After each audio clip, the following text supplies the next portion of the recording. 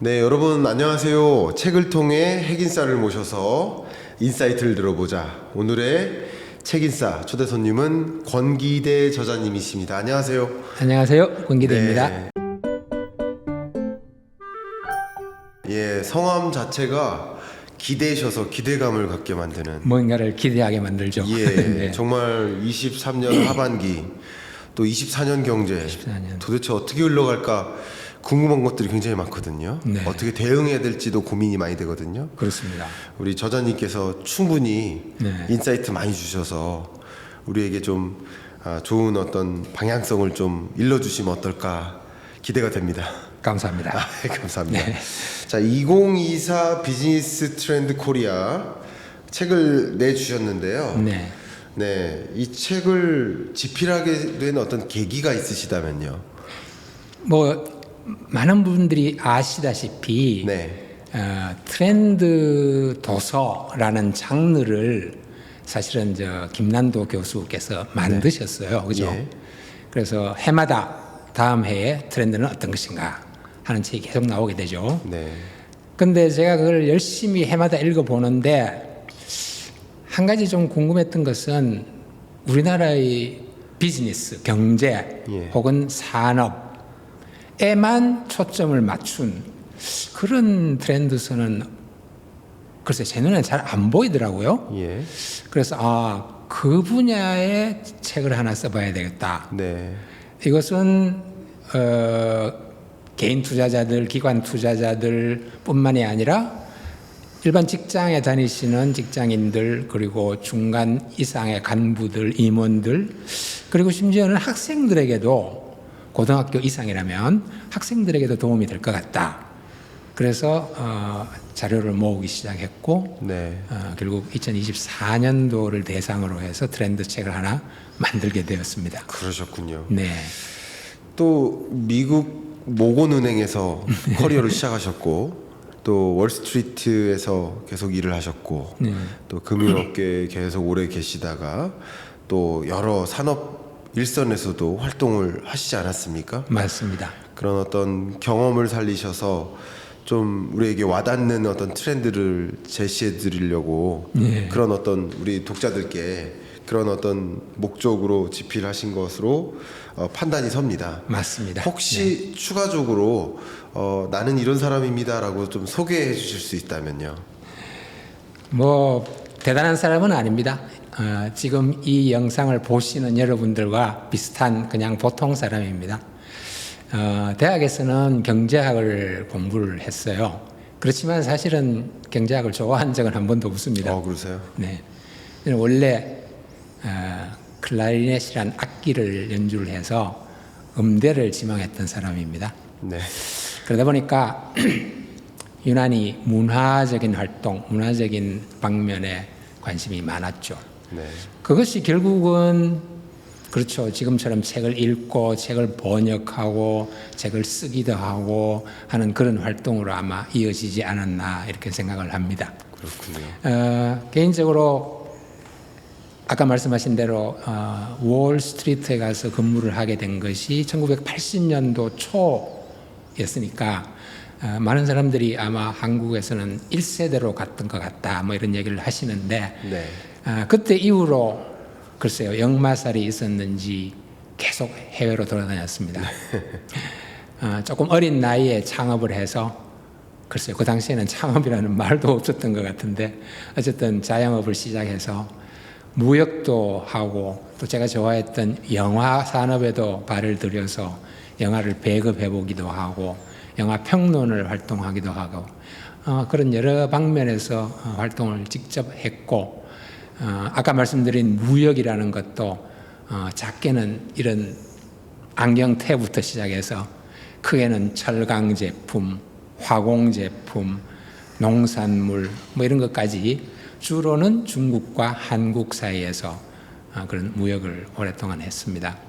그러다 보니까 나이답지 않게 돈을 엄청 번 적도 있었고 끼니를 걱정할 정도로 고생한 적도 있었고 여러 가지 우여곡절 끝에 결국은 한국으로 한 십몇 년, 17년 정도 전에 영국 귀국을 해서 지금은 해피하게 이렇게 네, 책을 위주로 살고 있습니다. 그렇군요. 네. 지금 커리어 동안에 밟아오신 여러 과정들을 기반으로 해서 얼마나 차곡차곡 탄탄하게 이 책을 집필하셨을까 하는 생각을 갖게 만드는데요. 먼저 저희 책인싸에 공통된 관문이 있습니다. 관문이 있습니까? 바로 네. 3분 미니 특강이에요. 네. 3분 동안 우리 독자들께 충분한 인사이트 주셔서 네. 이 영상 정말 끝까지 다 보고 싶게 만들어 주셔야 됩니다. 어떻게 준비되셨습니까? 네. 자, 그러면은 본격적으로 3분 미니 특강을 초대해 드리도록 하겠습니다. 위기에서도 기회를 포착해 승자가 될 수 있다. 강연 양청 드리겠습니다. 위기 상황이든 혹은 그렇지 않든 기회라는 것은 주어지지 않습니다. 주어지는 법이 없습니다. 기회는 포착해야 됩니다. 그리고 기회를 포착하기 위해서는 꾸준하게 공부하고 관찰하고 판단해서 실행을 해야 합니다. 그런 과정들의 결실이 기회의 포착입니다. 혹시 공부하기에 시간이 부족하십니까? 혹은 이런저런 공부하기에 환경이 여의치 않으십니까?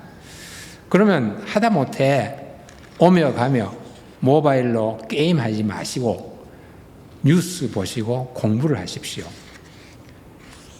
공부라는 것은 선택이 아니라 필수입니다. 공부를 해야 여러분의 투자는 투자다운 투자가 되고 수익도 올릴 수 있습니다. 그리고 방금 말씀드린 수익, 즉 돈, 이 역시 그냥 주어지는 법은 없습니다. 각자 만들어내야 합니다. 그러기 위해서는 기회비용이란 것이 반드시 생깁니다. 기회비용을 겁내지 마십시오. 기회비용이라는 것이 구체적으로 무엇입니까? 친구들이랑 놀고 술 한잔하고 돌아다니는 거, 혹은 아까 말씀드린 대로 전철 타고 다니면서 모바일 게임하는 것, 혹은 잠자는 것, 아무 일도 하지 않고 멍하니 있는 것, 이런 것들입니다. 이런 것들을 하지 않고 그런 것들을 포기하는 것이 바로 투자의 기회비용입니다. 혹은 투자를 위한 공부의 기회비용입니다. 이런 기회비용을 두려워하지 마시고 공부를 해야 합니다. 그리고 똑같이 중요한 것은 흔히 말하는 긍정적인 태도입니다. 마음가짐입니다. 낙관주의죠. 여러분이 신중하고 현명하게 공부에 기반을 해서 투자를 했다면 실패하지 않을 것이다 라는 긍정적인 마인드세트를 가져야 합니다. 예금에도 복리가 붙는 일이 있죠. 원금에 붙은 이자까지 합쳐서 거기에 또 이자가 붙습니다. 마찬가지로 투자의 수익도 처음에는 어렵습니다. 수익을 올려서 축적하기가 쉽지 않습니다. 그러나 어느 수준에 도달하면 가속도가 붙게 되어 있습니다. 긍정적으로 생각하십시오. 주식 투자든 혹은 다른 형태의 투자든 그런 가속도가 붙는 시점까지는 어떻게든 포기하지 말고 인내하고 현명하게 공부해서 실행하시기 바랍니다.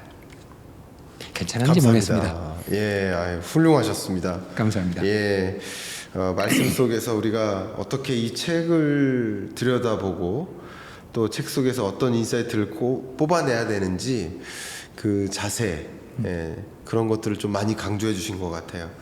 이 책을 제가 들여다보니까 일단은 구조가 매크로웨이브 요소, 그러니까 이제 거시경제를 먼저 보고요. 네. 이 거시경제 하단에 있는 어떤 산업들을 쭉 13까지 네. 주요 산업들을 쭉 나열하셨어요. 반도체라든가 배터리라든가 바이오, 인공지능 등등을. 그래서 저와 함께 매크로웨이브 요소들을 먼저 좀 짚어보고 또 이어서 주요 산업들을 한번 살펴보면 어떨까 이런 생각입니다. 먼저 매크로웨이브 요소라는 관점에서 가장 우리가 주목할 만한 게 이 고금리 장기화 아니겠습니까?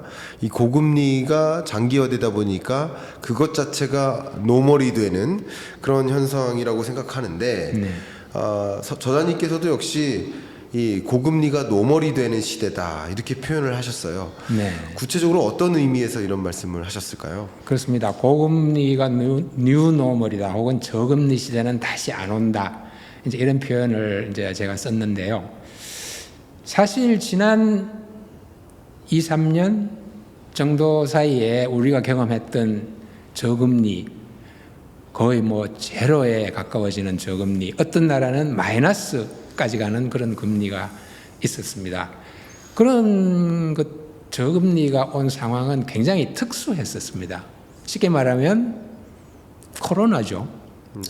코로나 바이러스 사태가 벌어지면서 이 감염병 때문에 자영업자들이 거의 뭐 삶의 기반을 잃을 정도로 손실을 보고 경기가 침체하고 교역이 끊어지고 여행도 못하게 되고 이런 특수한 상황에서 어쩔 수 없이 주요국의 정부들이 유동성을 확장시키자. 어쩔 수 없다. 경기를 부양시키자. 이렇게 해서 이제 저금리 정책을 계속 펴왔잖아요. 네. 근데 이제 감염병이 끝나고 생각지 않았던 전쟁이 벌어지고 미중 갈등이 격화되고 소위 글로벌 공급망이 와해되고 끼리끼리 손잡고 자기끼리 공급망을 만드는가 하면 이런 여러 가지 변수가 있으면서 원자재는 또 기후 변환이 뭐 이런 상황 때문에 자재값도 올라가고 이래서 인플레이션이 드디어 시작된 겁니다. 네. 중앙정부의 가장 걱정은 인플레이션이죠, 사실은. 그래서 인플레이션이 5%, 6% 이렇게 올라가게 되면은 견디지를 못합니다. 그래서 고금리 정책을 이제 쓰기 시작하는 거죠. 조금씩 금리를 올려서 7차례, 8차례 하다 보니 지금은 4%, 5% 수준까지 올라갔습니다. 우리나라도 다를 바가 없습니다. 인플레이션 영향을 물론 받게 돼 있었고 또 미국이 저렇게 계속 금리를 올리니 우리도 올리지 않을 수가 없는 상황이 된 거죠. 물론 우리나라는 한국은행의 걱정은 그런 겁니다. 가계부채가 심각하고 여러 가지 빚이 많은 나라이기 때문에 마구마구 이자를 올렸다가는 부담이 너무 클 것이다. 혹은 경기 침체가 올 수도 있다. 이런 여러 가지 우려 때문에 마음껏 금리를 올리지는 못합니다. 그러나 계속 고금리를 유지하는 데에는 변함이 없는 거죠. 네. 근데 이 경제적으로 조금 설명을 하면 사실은 이 금리가 오른다는 이야기는 흔히 말하는 중립금리가 상승됐다. 이렇게 표현을 할 수가 있거든요. 중립금리라는 것은 그냥 간단히 말하면은 경제가 너무 뜨거워지지도 않고 그렇다고 침체되지도 않으면서 잠재 성장을 이룩할 수 있는 딱 그 수준의 금리를 이제 중립금리라고 부르는데 좀 구체적으로 말씀드리면 미국에서 중앙은행을 역할을 하는 페드가 매 분기 잠재 성장률을 이룩할 수 있는 혹은 유지할 수 있는 장기 금리를 분기마다 발표를 합니다. 그 금리가 바로 중립금리로 간주할 수 있는 거죠.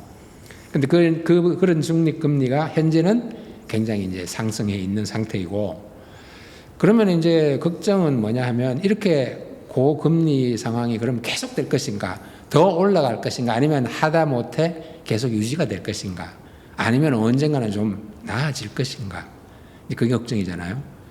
그래서 물론 이제 이런 금리의 예측이라든지 환율의 예측이라든지 뭐 부동산 가격의 예측 이런 것들은 사실 어떻게 보면 의미가 없다 싶을 정도로 어려운 일입니다. 정말 어려운 노릇이죠. 예측을 해도 그대로 되어지는 일도 잘 없고 그러나 어쨌든 투자은행이라든지 여러 전문적인 금융기관들이 내놓는 예측을 보면 예컨대 골드만삭스 같은 경우는 아마 2024년 하반기는 되어야 비로소 금리 인상 기조가 멈출 것이다.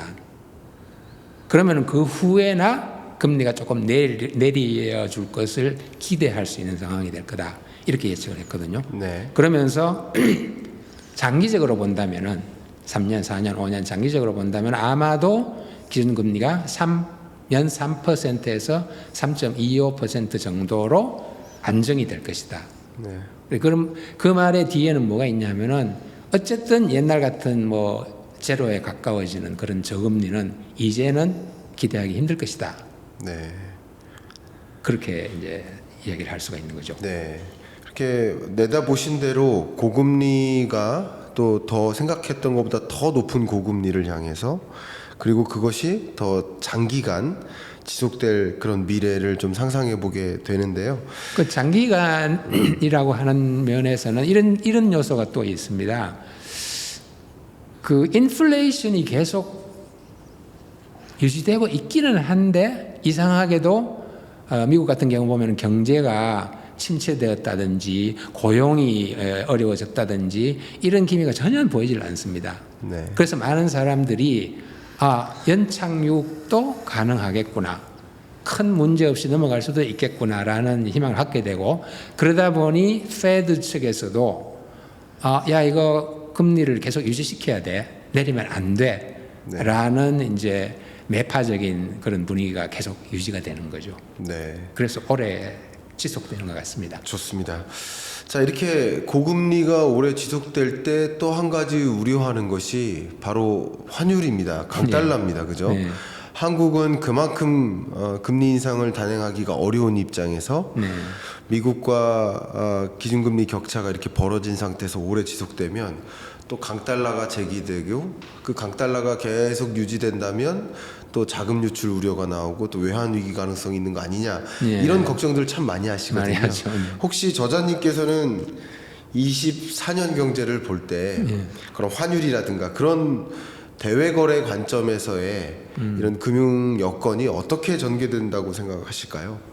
뭐 이 책에는 원하는 정말 동네 북인가라는 이런 질문도 던져졌는데요. 결론부터 말씀드리면 저 개인적으로는 원화 상승에 대해서 그렇게 비관적인 견해는 아닙니다. 네. 그렇게 악화되지는 않을 것이다라는 생각을 하고 있고, 예.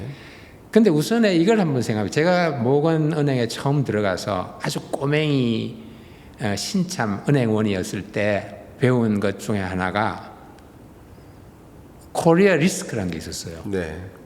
그러니까 한국은 어디 해외에 나가서 저 자금을 조달을 할 때도 이자를 좀 더 많이 내야 되고, 네.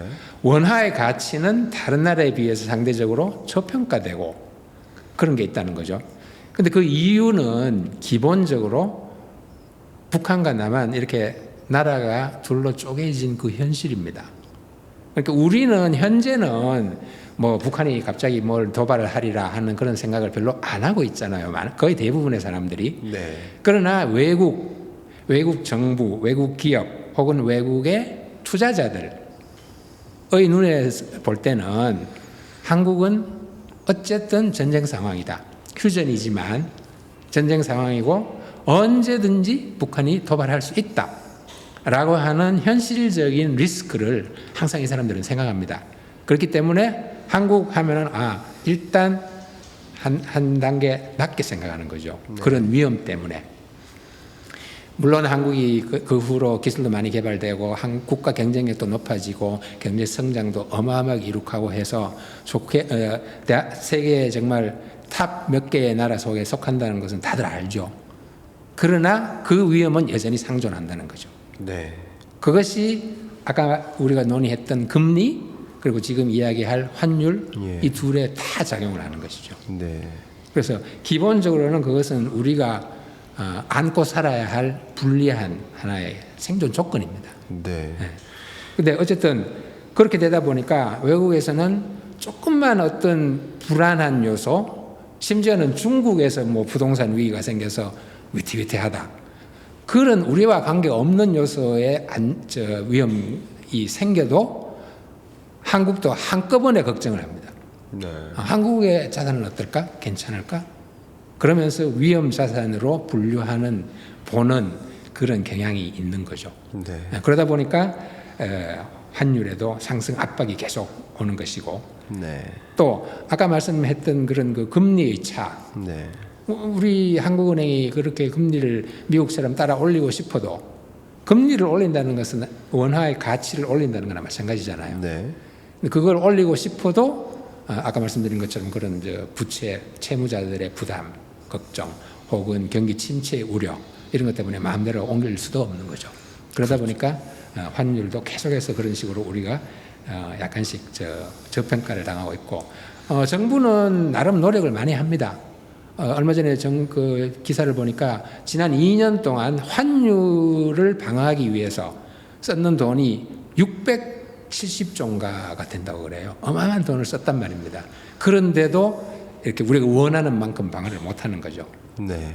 그렇게 많이 쓰다 보니까 외환 보유고는 줄어들고 이런 상황이었는데도 굉장히 힘든 그런 환율이라는 것이 그렇게 힘든 것인데 이제 제가 아까 말씀드렸다시피 그럼 2024년 혹은 그 이후에 환율은 어떻게 될 것 같으냐라는 이야기는 제 개인적으로는 그렇게 비관적은 아니라라고 말씀드렸는데, 그 이유는 사실 기본적으로 한국이 우리가 경제 성장의 그 상승 곡선을 보면 우리가 흔히 말하는 S 곡선이라고 하듯이 한 70년, 80년 이때 굉장히 급속도로 성장을 했다가 지금은 이제 조금씩 성장이 줄어들어서 지금은 2%도 성장을 못 한다고 그러지 않습니까? 네.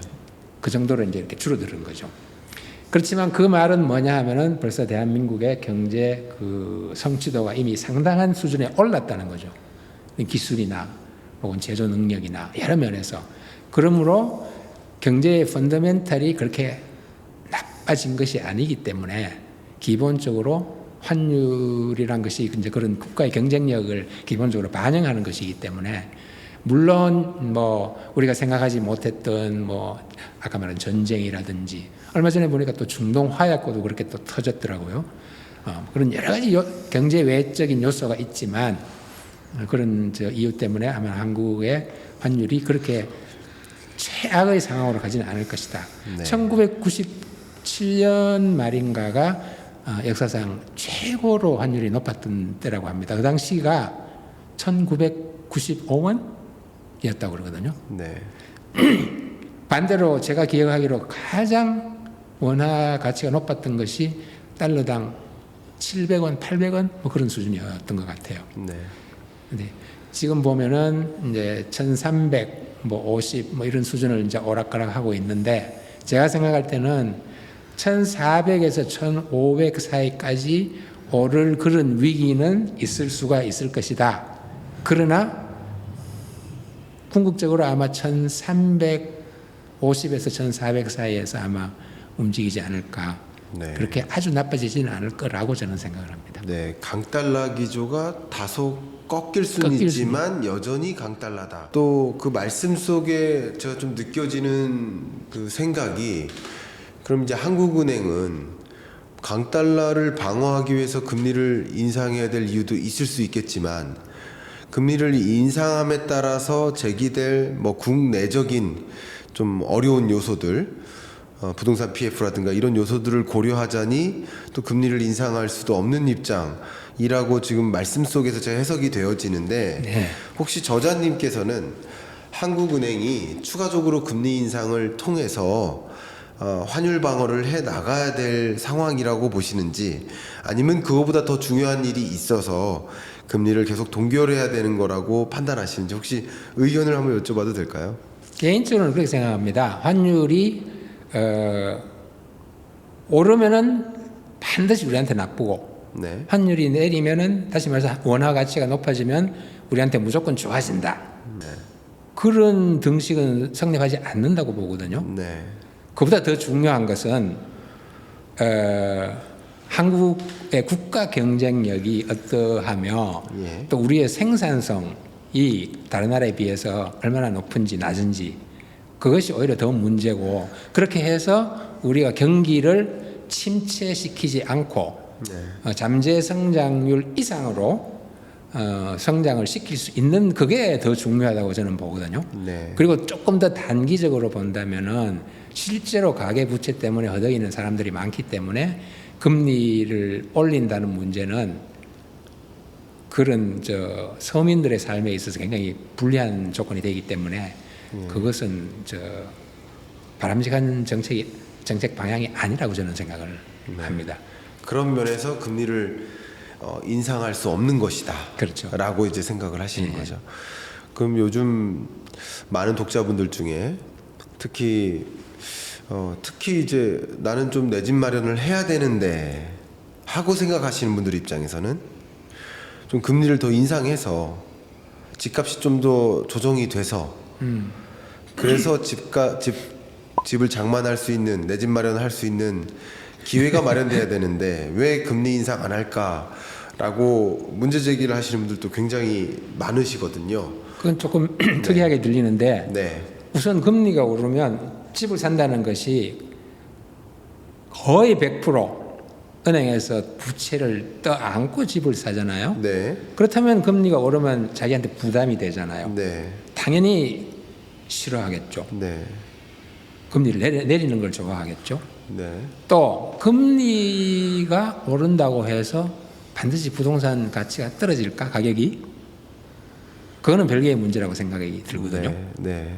물론 연관성은 있겠지만 금리가 오른다고 해서 부동산 가격이 떨어진다는 아닌 것 같아요. 네. 고로 집을 사야겠는데 집값이 좀 더 떨어져야 될 것 같고 그러자면은 금리가 올랐으면 좋겠는데 하는 것은 얼핏 제가 듣기에는 그렇게 합리적인 추론이 아닌 것 같은 그렇게 생각하십니까? 생각이 드네요. 그러니까 독자들 입장에서는 네. 집값이 좀 대폭 조정이 대폭 돼서 조정이, 예. 더 확 조정이 돼서 예. 그때 좀 기회를 삼아서 내 집 마련을 하고 싶다. 라고 하고 그런 마음을 갖고 있을 수 있기 때문에 그럴 수 있죠. 예. 그래서 왜 한국은행 총재는 네. 이렇게 금리를 계속 지난 23년 2월부터 네.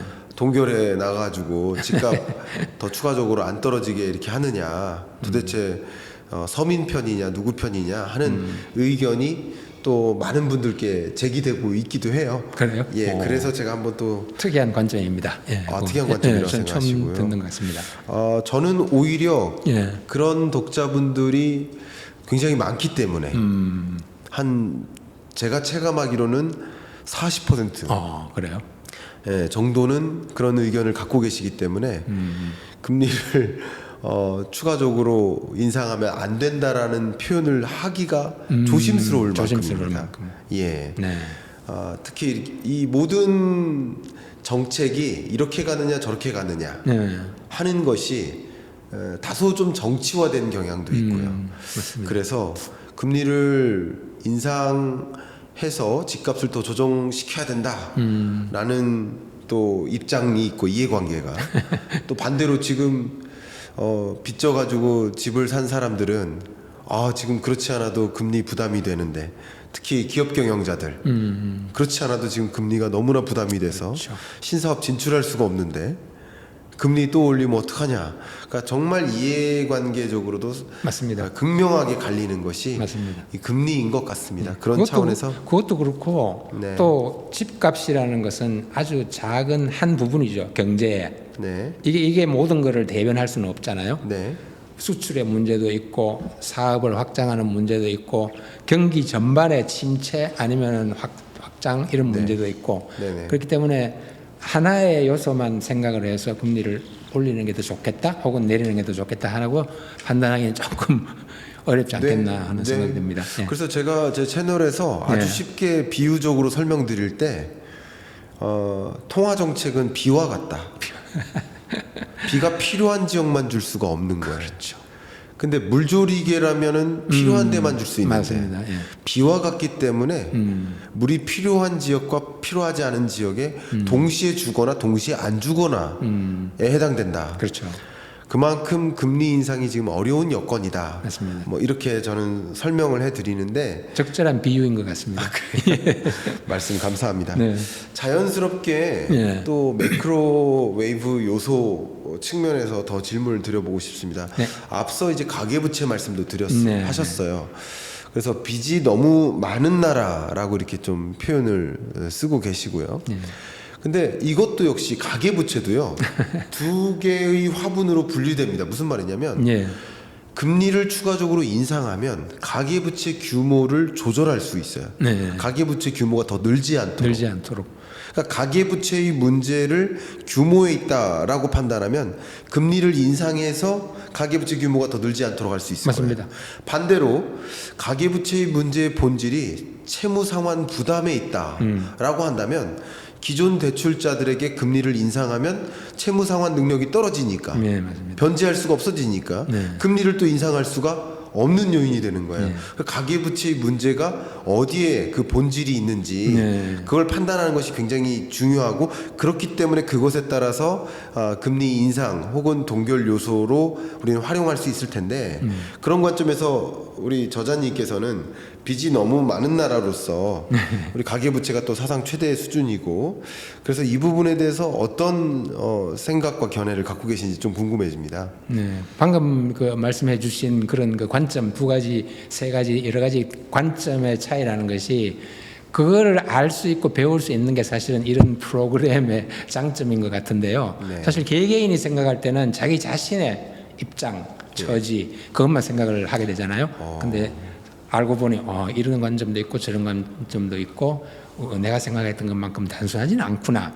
그런 거를 독자들이 배울 수 있어서 참 좋은 것 같네요. 근데 어쨌든 지금 현재 가계부채가 많다는 거는 사실이에요. 네.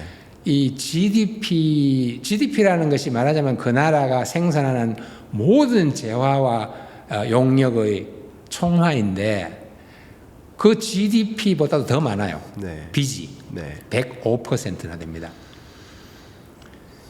그래서 한국은행에서는 하다못해 이거를 80%라도 내리자라는 목적을 갖고 있거든요. 네. 가계부채가 빚이 많으면 어떤 일이 벌어지느냐? 일단 소비가 위축이 돼요. 제일 먼저. 그렇죠. 빚이 많으니까 네. 못 쓰죠, 마음대로. 그러면은 자원 배분의 효율도 떨어지고 자산의 불평등도 많아지고 확대되고 금융시장은 불안해지고, 그럼 자연적으로 경기는 위축되고, 그 다음에 경제 성장의 잠재력도 취약해지고, 네. 이렇게 이제 악순환이 되는 거거든요.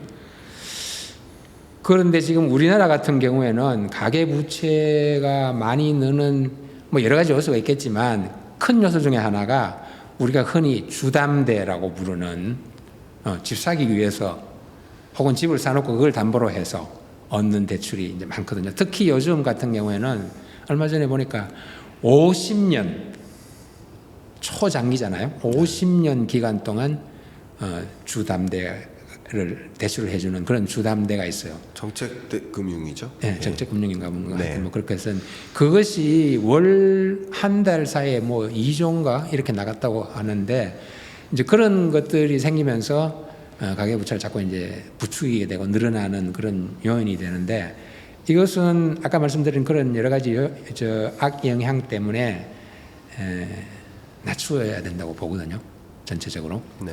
그래서 그걸 낮출 수 있는 것은 결국은 뭐 사실은 금리를 조정하는 거. 네.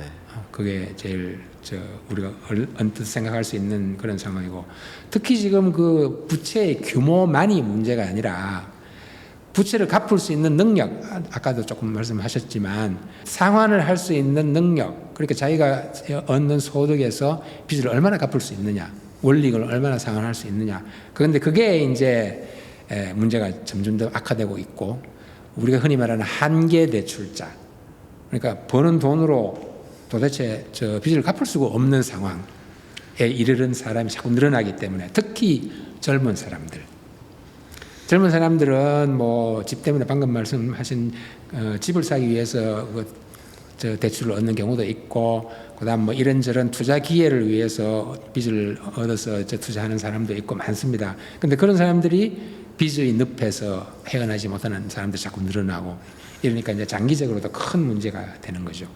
그래서 가계부채는 뭐 수준이 어디까지 내리든 간에 좌우간 부채를 줄이는 노력은 계속해야 되고, 그 다음에 정부 부채 또한 뭐 이제 논란이 많죠. 우선 정부 부채를 어디까지를 정부의 부채로 봐야 하느냐, 그런 개념 정의부터 시작해서 그다음에 개념이 정의되더라도 그러면은 예를 들면 뭐 50%면 높은 거냐 낮은 거냐, 70%가 돼야 높은 거냐, 아니면 뭐 70%도 낮은 거냐, 이런 이제 논란이 많은데, 정부 부채가 지금 우리나라 같은 경우는 GDP의 한 절반에 못 미치는 44% 뭐 이렇게 된다고 그러거든요. 근데 문제는 그게 2024년 이후로 자꾸 우리나라 경우는 늘어날 저 전망이 추정이 되고 다른 선진국들은 대부분 줄어든다고 그러거든요. 근데 지금은 우리나라 정부 부채가 그렇게 44%면 그렇게 높은 편은 아니라고 저는 보는데 앞으로의 전망이 그것이 이제 더 높아진다라는 데 이제 문제가 있는 것이죠. 네. 그래서 제 생각은 그렇습니다. 뭐 개인이든 기업이든 정부이든 어쨌든 간에 부채라는 것은 최소화시키는 게 좋다. 그리고 우리가 한번 겪어봤잖아요. 국가 자체가 부도가 났었잖아요. 그러니까 국가도 부도가 날 수 있다. 네. 빚은 그만큼 위험한 것이다. 네. 예. 빚이 너무 많은 나라, 우리나라 그 가계 부채 문제, 또 정부 부채 문제, 여러 가지 다각도로 부채 문제가 좀 심각한 상황이다. 이렇게 말씀을 하셨고, 그렇기 때문에 또 역시 금리를 인상하기도, 동결하기도, 인하하기도, 이러지도 저러지도 못하는 또 추가적인 상황이지 않을까. 저도 제가 생각해도 정부의 모든 기관 중에 뭐 이 장을 맡으시는 분들은 다 골치가 아프시겠지만 네. 한국은행 총재는 정말 골치가 아프실 것 같습니다. 그렇죠. 금리는 한 방향으로밖에 결정할 수가 없는데, 그런데 이해관계는 첨예하게 갈리니까 첨예하게 갈리고. 분명히 그러리라 생각이 듭니다. 근데 한국은행뿐만 아니라 이 정책의 방향이 특정 이해관계를 위해서 내리는 건 아니잖아요. 그렇죠. 예, 네. 예, 경제를 위해서 내리는 거죠. 맞습니다. 그렇게 판단해 볼 수 있을 것 같습니다. 이 책에서 특히 이제 비즈니스 트렌드를 다루는 책으로서 뭐 여러 산업에 대해서도 구체적으로 좀 다뤄주고 계세요. 네. 네, 저희 채널이 워낙 거시경제에 더 관심이 많으셔서 제가 일부러 거시경제를 좀 중점을 두었습니다.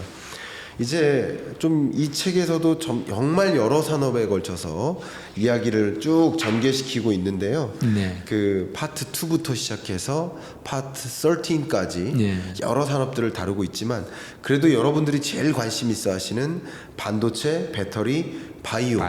이 3대 K 산업에 대해서 말씀을 좀 드려볼까 합니다. 네. 자, 먼저 반도체예요. K 반도체. 물론 이 책에서도 첫 번째 산업 섹터로서 다루고 있고 우리나라 경제에 있어서도 정말 전체 수출의 뭐 한때는 21%까지 차지했을 만큼 정말 중요한 산업인데 반도체 산업 업황이 향후에는 어떻게 전개될 거라고 혹시 바라보고 계신지 궁금합니다. 좀 구태연한 표현인지 모르지만 비관과 낙관이 같이 존재하고 있습니다. 네. 반도체 얘기 제가 볼 때는 네. 메모리 반도체가 우리나라 반도체 업체들이 가장 강력했던 저 분야입니다. 네. 아시다시피. 근데 메모리 분야가 한 2년 정도, 3년 정도 계속 헤매고 있었죠. 네. 그러다가 작년 말 올해 초 정도에 거의 정말 바닥을 찍고 이제 조금 회복이 되는가 싶습니다. 재고도 이제 많이 줄어들었고 가격도 좀 회복이 되었고 이제 삼성이든 하이닉스든 정신을 좀 차리게 된 거죠. 근데 메모리 분야는 이미 기술 수준이 거의 올 때까지 왔다. 더 이상 단순 메모리 분야에서는 더 이상 기술이 획기적으로 나아지기는 어렵다. 고로 뭐 후공정이나 패키징 그런 과정에서 뭔가를 혁신을 이루어야 된다. 뭐 이런 얘기가 나오고 있거든요. 그만큼 꽉 찼다는 느낌이 드는 그게 이제 메모리 분야이고. 네. 그래서 삼성 같은 경우를 보면은 아마 열심히 파운드리 쪽을 늘리려고 애를 쓰고 있고 동시에 우리가 이제 기억을 해야 될 게 2024년부터는 반도체 업 중에서 AI용 반도체와 차량 반도체 이 두 가지가 미래의 아마 반도체 먹거리를 좌우하지 않겠나 하는 그런 생각을 하게 되는데요.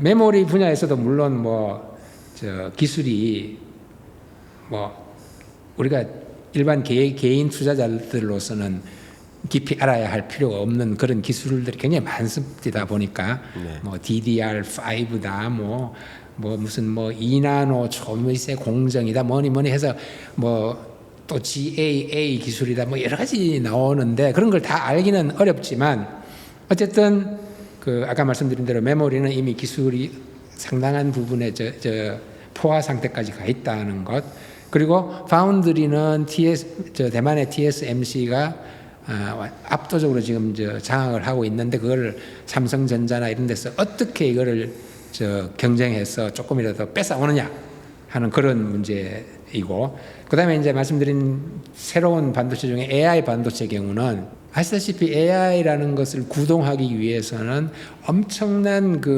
용량이 많고 속도가 빠른 그런 반도체가 필요하기 때문에 이 가속기라는 게 붙어야 된다고 얘기를 들었어요. 그래서 그 가속기 안에 주로 들어가는 것이 이제 우리가 잘 아는 엔비디아의 GPU다. 그래서 이제 엔비디아가 지금 이제 한창 뜨고 있지 않습니까? 그러다 보니까 반도체 전문 회사는 말할 것도 없고 AI를 내놓는 AI 서비스, AI 기술을 내놓는 회사들도 MS니 구글이니 메타니 이런 회사들조차도 AI 반도체를 개발하려고 이제 덤벼들고 있고, 따라서 앞으로 엔비디아든 삼성전자든 TSMC든 전부 다 미래가 상당히 불확실하다고 볼 수 있어요. 그런 분야에서는, AI 분야에서는. 거기에다가 추가로 그 AI 반도체에만 특화된 스타트업들이 굉장히 많습니다. KT랑 손잡고 열심히 일하고 있는 그 리벨리언이라는 회사도 있고, 그다음 퓨리오사라는 회사도 있고, 딥엑스라는 회사도 있고, 이 이름 크기는 작지만 그 분야 나름으로 굉장히 강력한 그런 기술을 가진 우리나라의 그 스타트업들이 또 많습니다. 그런데 그런 데는 관심을 좀 계속 가질만 하고요. 그다음에 차량용 같은 경우는 크게 나누어서 자율주행을 위한 반도체, 그리고 인포테인먼트를 위한 반도체 이렇게 나눠지는데, 차량 경우는 그 삼성이나 이런 데서도 미리미리 그 개발을 시도를 해서 지금 상당히 높은 수준에까지 와 있는 걸로 이야기를 들었고, 특히 이제 완성차들 중에 테슬라라든가 우리나라 현대차도 마찬가지고 이미 차량용 반도체의 상당 부분을 삼성전자에서 이제 공급하고 있기도 하고, 또 테슬라 같은 경우는 앞으로 꽤 큰 규모의 그런 공급이 이루어진다고 하고 있어요. 그래서 그런 점에서 AI 반도체와 차량용 반도체 두 가지가 이제 메모리에서 길이 이제 거의 막혀져 가는 그런 그 상황을 어떻게 돌파할 것인가, 그것이 이제 AI 반도체랑 차량 반도체에서 이루어질 것 같고요. 네. 그다음 한 가지 이제 책을 내고 난 다음에 제가 얻어 들은 얘기로는 네네. DPU라는 게 또 있습니다. 예. 그러니까 데이터 프로세싱 유닛이죠. 예. 우리가 이제 컴퓨터를 돌리는 그 중앙 처리 장치를 CPU라고 그러고, 또 그래픽에 관련되는 것은 GPU고, 이렇게 해서 이제 무슨 PU 하는 게 나오는데, 이거는 이제 DPU, 데이터 프로세싱 유닛인데, 이것이 세계적으로 아직 어디에서도 제대로 개발된 적도 없고 연구도 초기 단계이고, 그런데 우리나라에 그 별로 크지 않은 시스템 반도체 기업이 DPU에서 굉장히 두각을 드러내고 있다, 그런 얘기가 있어요. 네. 그 회사의 이름은 망고 부스트라고 합니다. 네. 저도 이제 처음 들어본 회사인데 네. 상장도 안 된 것 같고, 예. 그러나 이제 그런 그 DPU 분야 아주 새롭고, 앞으로 미래의 그 AI, 특히 AI 같은 반도체 같은 데 들어가는 가속기로서는 굉장히 중요한 그런 부분이라고 합니다. 네. 그게 이제 반도체에서, 그런데 반도체 그런 어떤 좋은 점 혹은 전망이 밝은 점을 이야기를 드렸습니다만, 반대로 반도체 위기라고 해야 되나, 혹은 좋지 않은 환경을 하나를 말씀을 드리자면 결국은 이 환경 때문에 2024년부터 반도체가 어려움을 겪을 수도 있다라고 생각이 드는데, 그게 뭐냐 하면은 이거는 이제 좀 경제 외적인 이야기입니다. 미국의 태도입니다. 미국이 가만히 있어봐, 한국과 대만 반도체가 너무 저렇게 압도적으로 장악을 하는데 다른 데를 좀 키워줘야 되나 해서 일본하고 손을 잡고 반도체 부활을 노리는 그런 경향이 굉장히 강해지고 있습니다. 마치 향후 10년 정도의 로드맵이라도 만든 것처럼 아주 딱 손을 잡고 둘이서 왜냐하면 재밌는 것은 이 반도체, 일본의 반도체라는 걸 잘 아시다시피 한때 세계를 지배를 했었잖아요. 근데 그거를 왕좌에서 끌어내린 것이 바로 미국이었거든요. 야, 너희들 너무 심하다. 내려와. 해서 끌어내린 것이 미국이었는데 이제 다시 미국이 일본을 도와 반도체를 이제 부활시킨다는 거죠. 그렇게 되면은 제일 먼저 영향을 받는 것이 바로 한국과 대만입니다. 특히 한국은 메모리 분야에서 지금 저렇게 저걸 하고 있지만 파운드리나 나머지 분야에서는 굉장히 약한 것이 사실이기 때문에 이런 상황에서 그런 일본을 막 도와주고 하는 그런 트렌드가 계속이 되면 한국이 영향을 받을 수밖에 없는. 그래서 2024년 반도체를 좋은 점도 많고 전망도 밝은 점도 있지만 그 반대쪽도 많다라고 이제 말씀을 드리는 거죠. 반도체 산업 같은 경우는 어쨌든 기회 요소도 있고 위험 요소도 있다 이렇게 말씀 주셨는데 반도체에 좀 비교할 만한 대적할 만한 주요 여러분들이 또 특히 투자 관점에서 가장 관심 있는 영역이 또 배터리이기 때문에 2차 전지 같은 경우는 반도체를 정말 능가할 만한 효자 산업으로 성장할 것인가 이런 부분에 대한 질문도 많이 있으세요? 어떻게 생각하십니까? 가능성이 충분히 있다고 생각합니다. 그 포텐셜은 반도체를 능가할 수도 있는 포텐셜이 된다고 생각을 하고요. 그 골드만삭스 같은 경우도 2030년에 이르기까지 딱 찍어서 한국의 배터리 산업이 연평균 뭐 25% 30% 가까이 성장을 할 것이다 라고 연평균 30%씩 2030년까지라면 어마어마한 성장의 그 규모거든요. 근데 그렇게까지 이야기를 해주는 데는 이런 이유가 있어요.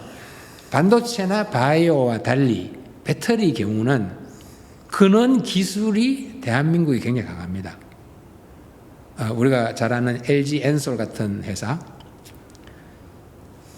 30년 가까이 그런 그 연구 개발을 계속 해왔고 꾸준히 그래서 그 기술이라는 것이 세계 최고의 수준이라고 그러거든요. 그래서 이 배터리만큼은 바이오나 그 반도체와는 달리 기술에 있어서 벌써 우리가 앞장서 있다. 그렇게 그것이 하나의 차이입니다. 그래서 배터리 산업을 앞에 K자가 붙어가면서 긍정적으로 보고 있는 것인데 그런 그 압도적인 기술이 있다는 것도 그렇고 그다음에 이제 또 미국이 그 미중 갈등 속에서 이제 IRA라는 인플레이션 감축법이라는 것을 내놓으면서 그거에 의거한 보조금이나 혹은 반대로 규제 이런 상황들이 많잖아요. 거기에 따라서 한국 배터리 업체들이 혜택을 볼 수 있는 여지가 많기 때문에 아시다시피 배터리 제조업체나 소재업체나 부품업체들이 전부 줄줄이 지금 미국으로 가고 있잖아요.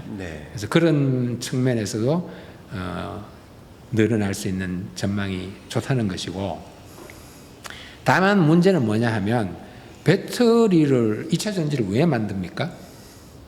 전기차에 넣으려고 만들지 않습니까? 그렇다면은 불가피하게 전기차가 잘 돼야 배터리도 잘 된다. 이런 공식이 성립하겠죠. 근데 전기차 잘 되고 있나?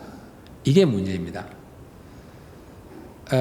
장기적으로 보면 전기차가 대세죠. 그거는 뭐 어느 누구도 부정할 수가 없습니다. 그리고 아주 오랜 세월이 지나면 내연 기관차는 없어질 겁니다. 그래서 전부 이제 전기차가 될 텐데 그런 장기적인 측면에서는 전기차의 수요가 확산될 것이 분명하지만 작년 이후 올해 그리고 내년까지의 전망은 썩 좋지 않습니다. 전기차가 잘 안 팔려요. 여러 가지 이유가 있다고 그러는데 뭐 이제 early adopter라고 부르는 신기술을 빨리 이렇게 채택하는 그런 사람들이 전기차 환경에도 좋고 신기하다 사자 해서 early adopter들이 많이 샀는데 그런 이제 살 만큼 이미 산 거죠. 이제 그런 사람들이 그러고 나서는 가만 보니까 충전소가 아직 많지 않고 비용도 만만치 않고 보조금을 빼면 차값도 그렇게 싼 것도 아니고 여러 면에서 아직 망설여지는 게 있다. 이런 인식이 있다 보니까 전기차의 판매가 이제 주춤하게 된 겁니다. 근데 이 주춤하는 트렌드가 2024년도에도 계속될 것으로 봅니다. 이게 그 배터리 주식들이 관련 주식들이 주가가 많이 떨어졌잖아요, 최근에. 네. 한참 올라가다가 많이 떨어졌는데 그것에도 영향을 받는지 모르겠어요. 전기차의 수요라는 그 자체에. 네. 어쨌든 지금 현재는 좀 침체되어 있는 상황인데, 그래서 그 전기차는 그런 배터리 산업은 전기차 자체의 수요라는 점에서 조금 어두운 그림자가 단기적으로는 들어져 있다. 네. 이렇게 이야기를 들 수가 있겠습니다. 네.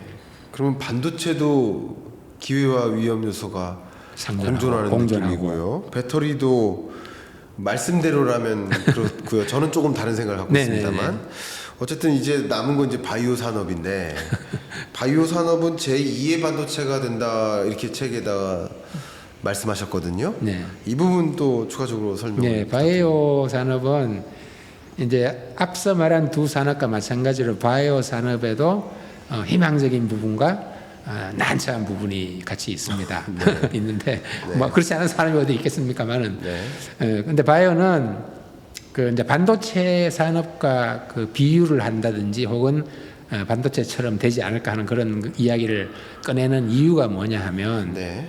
바이오라는 것이 그렇잖아요. 사람의 생명을 다루는 산업입니다. 그러니까 엄청 정밀하고 정확하고 한 1호의 차착도 없어야 되겠죠. 네. 그런 점이 반도체 산업과 흡사합니다. 반도체에도 고도의 정밀성을 요구하고 네. 엄청난 높은 수율이 따라줘야 되고 이제 그런 점에서 우리나라가 메모리 반도체를 하면서 그 축적해온 제조 능력과 경험 이런 것들이 고스란히 바이오 쪽에도 옮아가서 적용될 수 있지 않을까. 실제로 삼성 바이오로직스라든가 이런 회사들이 위탁 생산을 해야 하는 걸 보면 과연 반도체의 그 정밀성 이것이 필요했고 그것이 제대로 작동을 하고 있구나, 바이오에서도. 그래서 다른 분야는 모르지만 적어도 위탁 생산 분야에서는 삼성이 그래서 세계 1등을 계속 유지를 하고 있고 앞으로도 상당한 기간 동안 유지를 하겠구나 하는 생각이 드는 거거든요. 네. 그래서 그런 의미에서 이 어떤 규모라든가 이런 것도 뭐 반도체 못지않은 규모가 될 수는 있겠지만 그보다도 일단은 그런 그 산업 자체의 성격 때문에 제2의 반도체가 될 수 있겠다 하는 그런 이야기를 하는 것이고요. 네. 바이오 산업에서는 뭐 이야기할 게 그냥 한 몇 가지가 있어요. 하나는 뭐냐면은 AI 산업, 우리가 이제 챗 GPT나 생성 AI가 화두가 되면서 AI가 이제 급속 발전하고 있는데 그것이 특히 의료 분야에서 AI와 결합해가지고 이루어지는 서비스들이 많고 그 중에서 한국 회사들이 그 분야에서 두각을 나타내는 경우가 많다는 것, 그거가 하나고요. 또 한 가지는 비만 치료제가 2024년도 이후에 트렌드 중에 하나가 될 것 같아요. 비만은 그러면은 뭐 그냥 살 빼기, 몸무게 줄이기라고 생각을 하기 쉬운데 그렇게 단순한 문제가 아니에요. 그래서 비만은 질병이다. 이런 명제에서 출발하는 거죠. 비만은 질병이다. 그리고 그 단순한 질병이 아니라 고혈압이라든가 뇌졸중이라든가 수많은 성인병을 몰고 오는 이 원흉이 바로 비만이다. 그래서 비만을 치료하는 것은 여러 가지 질병을 치료하는 거나 다름없다. 그런 의미에서 비만 치료제의 중요성이 드러나는 겁니다. 그래서 많은 분들이 이미 들으셨을 거예요. 위고비라는 비만 치료제, 마운자로 이런 등등이 나오는데 위고비 같은 경우는 덴마크의 회사가 만든 거거든요. 노보 노디스크라고. 이 하나 아이템 때문에 덴마크의 경제가 달라졌다고 할 정도입니다. 그러니까 비만 치료의 시장이 얼마나 큰지를 알 수가 있는 거죠. 특히 미국 같은 나라에 비만인 사람들이 많기 때문에 그렇기도 하고 그러다 보니까 이 노보 노디스크라는 회사는 위고비 때문에 진짜 어마어마한 실적을 이루었고 또 이와 경쟁하고 있는 일라이 릴리라는 회사의 마운자로 같은 그런 비만 치료제도 이제는 위고비를 능가할 정도라고 할 정도로 됐고, 그 덕분에 메디컬 쪽에 시총 1위를 계속 유지하고 있던 존슨앤존슨을 밀어내고 시총 1위가 됐다고 그러거든요. 일라일리. 그래서 비만 치료제의 중요성이 이제 바이오 산업에서 또 하나의 트렌드가 되어 있고, 그 다음에 좀 작지만 치매 치료제도 역시 상당히 중요한 발전을 이룩하고 있고, 치매를 완전히 치료한다기보다는 치매의 진행을 늦추는 뭐 그런 겁니다. 그리고 이제 마지막으로 한 가지는 아직까지 많은 주목을 받지는 못하고 있지만 마이크로바이옴이라고 하는, 그러니까 이제 인체 속에 살고 있는 미생물의 군집, 그걸 이용한 헬스케어 이런 건데, 올해 4월 달에 FDA에서 먹는 그 마이크로바이옴을 허락을 해주면서 이제 상업성이 본격적으로 이제 담보됐다고 하는데, 네, 마이크로바이옴을 연구하는 국내 기업들도 상당히 주목을 해봐야 되지 않겠나 하는 그런 생각이 듭니다. 국내 기업에는 지놈 앤 컴퍼니라든가 고바이오랩 이런 회사가 있고요. CJ 바이오 사이언스, 여기도 마이크로바이옴을 연구를 하는 그런 경우입니다. 그리고 아까 말씀드린 비만 치료제도 미국 혹은 유럽에서 그렇게 큰 반향을 일으키니까 국내에서도 많은 회사들이 비만 치료제, 특히 한국인을 위한 비만 치료제라는 개념으로 많은 회사들이 지금 연구를 하고 있습니다. 한미약품이라든가 동아 에스터, 뭐 일동제약 이런 데서 이제 계속 연구를 하고 있고요. 그래서 그런 여러 가지 측면을 바이오 산업에서는 봐야 할 것 같은데, 아까 처음에 말씀드린 것처럼 그러면은 바이오 산업의 문제점 혹은 어려운 점 혹은 난관은 뭘까? 이것도 같이 짚어두면 좋을 것 같은데요. 이런 반도체나 배터리에도 물론 그런 문제는 약간은 있습니다만, 바이오는 특히 중요한 문제점이 뭐냐 하면 우리가 흔히 말하는 소부장, 소재 부품. 바이오에 무슨 소재 부품이 뭐냐 하고 이제 궁금하게 생각하실 분도 있겠지만, 바이오에도 소재 부품이 있습니다. 그리고 굉장히 중요한데, 이 바이오용 소재들이 우리나라 국산화가 너무나 안 돼 있다는 것, 다른 산업에 비해서 너무나 안 돼 있다는 것, 그게 큰 문제예요. 그래서 바이오 소재를 수입하기 위해서 해마다 2조, 3조에 이르는 돈이 쓰이고 있다 그러거든요. 그래서 이것을 해결하는 것이 하나의 큰 문제, 과제로 남아 있습니다. 우리나라 바이오 산업의 경우는. 우리나라를 대표하는 K산업, 물론 이 3대 산업 외에도 나머지 산업들을 책에서 잘 다뤄주고 계시지만, 그 각 산업에 걸쳐서 기회적인 요소와 또 위협적인 요소를 고루 설명 잘 해주신 것 같습니다.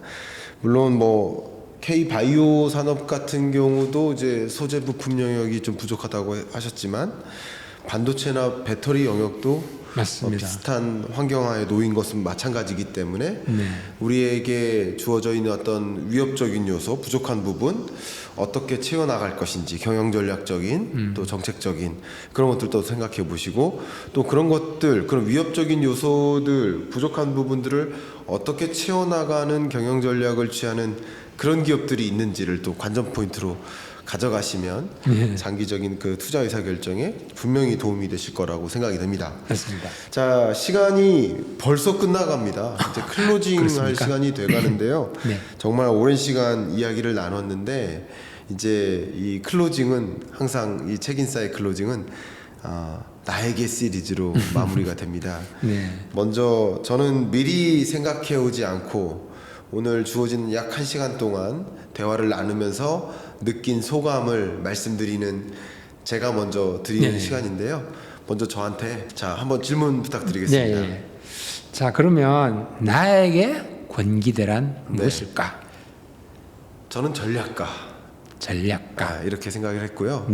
정말 매크로웨이브뿐만 아니라 이 마이크로한 산업 영역별로도 어떤 기회와 위협이 있는지 그런 것들을 쭉 살펴볼 수 있게 해주시고, 오늘은 전 산업에 걸쳐서 다 말씀을 나눌 시간은 없었지만 전 산업에 걸쳐서 그런 어떤 포착해야 될 것, 또 잘 이겨내야 될 것, 그런 것들을 고루 말씀해 주셔서 우리의 어떤 전략적인 대응이 좀 탄탄하게 이루어질 수 있도록 도와주시는 분이다라는 생각을 했습니다. 어떻게 마음에 좀 드시겠습니까? 대단히 좋습니다. 앞으로도 조조가 될 공부와 노력을 많이 기울여야겠습니다. 네, 감사합니다. 이제 제가 저자님께 드리는 세계의 나에게 시리즈가 남았습니다. 네. 이 책의 제목처럼 벌써 비즈니스 트렌드라는 게 핵심인데, 나에게 트렌드란? 나에게 트렌드란 매크로웨이브다. 예, 어떤 의미로 그렇게 쓰셨습니까? 우리의 일상생활, 경제활동, 투자활동 등에 바로 영향을 미치는 네. 그런 매크로적인 여러 가지 요소들, 네. 사건들 이런 것들이기 때문입니다. 네. 거기에서 트렌드가 결정되기 때문이죠. 그렇죠. 거스를 수 없는 변화인 거죠. 네. 그렇기 때문에 이 트렌드가 중요하다라는 말씀을 주셨고요. 특히 이 책에서 14개의 산업에 대해서 완벽 분석을 하고 계신데, 그 강조하고 계신 산업, K산업이죠. 그래서 나에게 K산업이란? 나에게 K산업이란 도전이다. 네. 이렇게 말씀드리고 싶습니다. 어떤 의미인가요? 그러니까 끊임없는 노력과 도전을 통해서 글로벌 탑 수준까지 올라가야 비로소 K자를 붙일 수 있는 자격이 생기거든요. 네. 그렇지 않으면 그냥 일반적인 보통의 산업이죠. 어느 누구나 할 수 있는. 그렇지만 K산업은 도전, 그 끝에 다가오는 세계 최고의 수준, 그렇게 풀 수 있습니다. 아, 좋습니다. 마지막으로 질문 드리겠습니다. 책인싸에 출연하신 소감을 여쭙는 질문인데요. 나에게 책인싸란? 나에게 책인싸란 놀라움이다. 놀라움이다. 네. 어떤 면에서 그렇게 말씀하셨습니까? 처음에 저한테 3분간 특강 기회를 주신 거랑, 네. 혹은 마지막에 이렇게 나에게 시리즈를 하시는 거랑 네.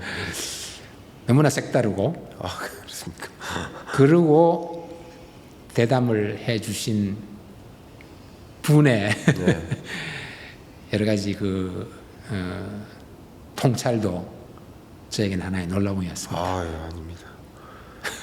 그렇게 또 좋게 설명해 주셔서 감사하고, 아마 이 영상을 보고 계시는 우리 구독자 여러분들도 권기대 저자님과의 대담 속에서 놀라움을 표현하지 않을 수가 없을 그런 순간일 거라고 저는 생각합니다. 저도 많이 배울 수 있는 시간이었고요. 저에게도 도움 많이 되었습니다. 대단히 감사합니다. 대단히 감사합니다. 네. 네.